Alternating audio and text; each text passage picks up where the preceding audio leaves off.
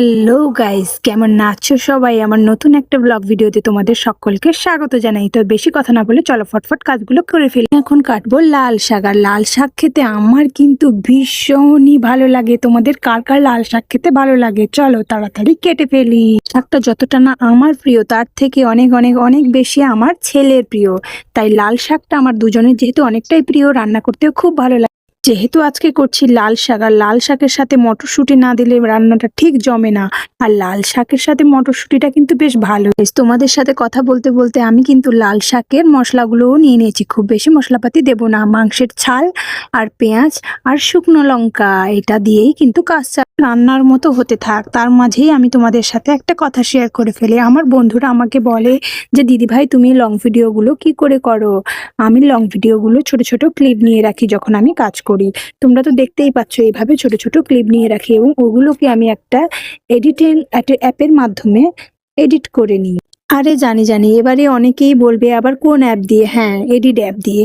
Edits নামে একটা app রয়েছে, ওই অ্যাপ দিয়ে আমি এখন ভিডিও এডিট করছি। তো ওই অ্যাপটা ভালোই এডিট করা যাচ্ছে, তাই আমি এখন আগে করতাম ভিটাতে, এখন করছি এডিটস অ্যাপ দিয়ে। তোমরা একবার ট্রাই করে দেখতেই পারো, অ্যাপটার ফিচারগুলো খুব ভালো। তবে হ্যাঁ, এই অ্যাপ দিয়েই এডিট করো না কেন, অ্যাপের যেন লোগোটা না দেখা যায় সেই ব্যাপারে সতর্ক থেকো। আমি ভিডিও করি বলে অনেকেই আমাকে নিয়ে হাসাহাসি করে, তো আমি তাতে কিছু মনে করি না, কারণ আমি আমার কাজটাকে ভালোবেসে করি। কারণ আমি এইটা মনে করি অন্যকে নিয়ে গসিপ করার থেকে নিজে কিছু করা অনেক শ্রেয়। আর ভিডিও করাটাকে কখনো কোনোদিন ছোট বলে কেউ মনে করো না, কারণ ভিডিও করা কখনোই ছোট না, ওটাতেও একটা শৈলী রয়েছে। নিজের শৈলী যত ভিডিওর মাধ্যমে যে ফুটিয়ে তুলতে পারে সে ততই ভাইরাল হয়। আর এর মাধ্যমে কিন্তু উপার্জনও করা যায়। তো তারা যারা বোঝে না তারা তো এটা নিয়ে হাসি খোরাক করবেই, তাতে আমার কিচ্ছু যায় আসে না। আর সব থেকে যেটা বড় কথা সেটা হচ্ছে ভিডিও করলে মন কিন্তু খুব ভালো লাগে। যারা করে তারা জানে, আমার তো মন ভীষণই ভালো থাকে। যত কাজের মধ্যে ব্যস্ত থাকি না কেন, একটা ক্যামেরা নিয়ে ভিডিও করতে করতে যখন কাজ করি, ওই কাজটাই যেন আলাদাই উদ্যম পাই। আবার অনেকে বলে দিদি ভাই তুমি এত সময় কি করে পাও? নিজেকে এত সাজিয়ে গুজিয়ে রেখে এত সুন্দর রান্না বান্নার মাঝখানে ভিডিও করো কিভাবে? আসলে নিজেকে যত আমি ব্যস্ত রাখতে পারি ততই আমার ভালো লাগে। অন্যের কথা শুনলে আমার মনে কষ্ট হয়, তাই আমি অন্যের গসিপ শুনতে যাই না। জানি আশেপাশে সকলেই আমাকে নিয়েই গসিপ করে, তাই আমি আশেপাশে সকলের সাথে খুব কম মিশি। আমি থাকি নিজের মতো ভিডিও তৈরি করি, নিজের মতো এডিট করি, নিজের মতো যতটুকু সময় নিজেকে দেওয়া যায় ততটুকুই করি।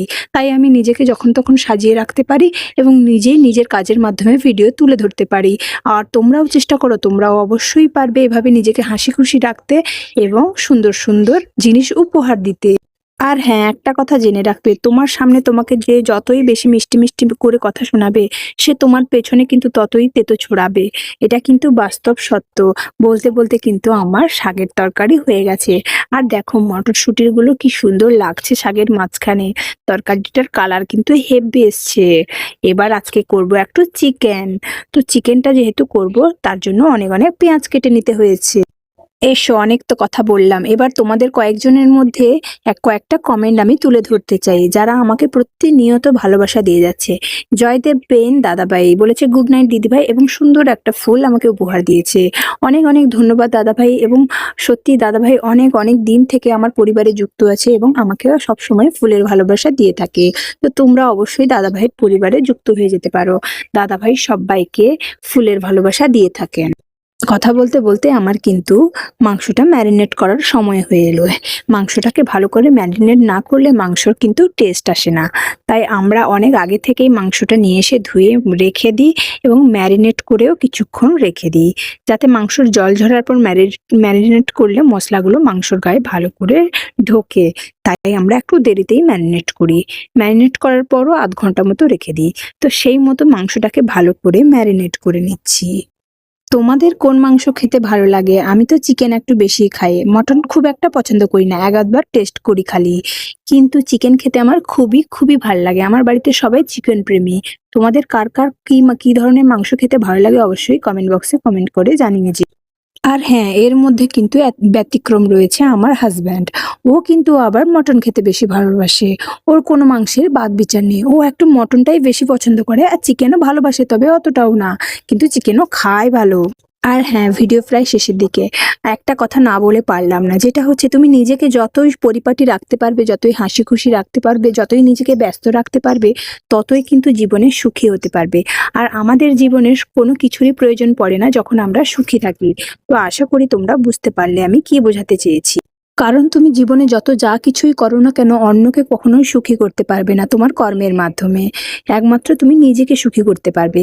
তাই সব সময় এই প্রচেষ্টায় থেকো, নিজেকে কিভাবে সুখী করা যায়, নিজেকে কিভাবে হাসি খুশিতে রাখা যায়। তুমি যেটাতে ভালো থাকবে, শত বাধা এলেও তুমি চেষ্টা করবে সেই কাজটা করার, কারণ তুমি সেটাতে ভালো থাকবে। আর মন ভালো থাকলেই জীবন আপনা আপনি সুন্দর হয়ে ওঠে। তো আশা করি আমার এই কথাগুলো তোমাদের ভালো লাগবে।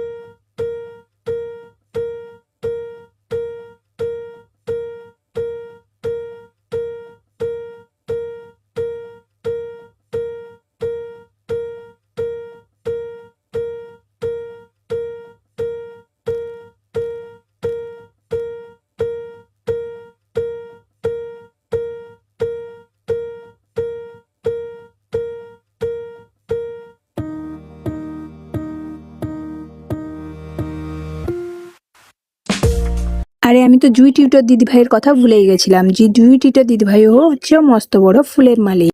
রান্না বান্না তো আমার প্রায় শেষই হয়ে এলো, এবার আমার পালা ছেলেকে আনতে যাওয়ার। তো রান্না বান্না শেষ করে প্রত্যেকদিন আমার একটা ডিউটি থাকেই, ছেলেকে আনতে যাওয়ার। যতই হাঁপাই না কেন, যতই যা হোক না কেন, ছেলেকে তো আনতে যেতেই হবে। তো চলো আমি কিন্তু ছেলেকে ঝটপট করে নিয়ে আসি। তো আজকের ভিডিওটা এই পর্যন্ত, কেমন লাগছে অবশ্যই জানিও। আর প্লিজ দয়া করে একটু ফলো করে দিও পেজটাকে, লাইক কমেন্ট করতে ভুলো না যেন প্লিজ। টাটা গাইস, পরে দেখা হচ্ছে অবশ্যই নেক্সট ভিডিওতে।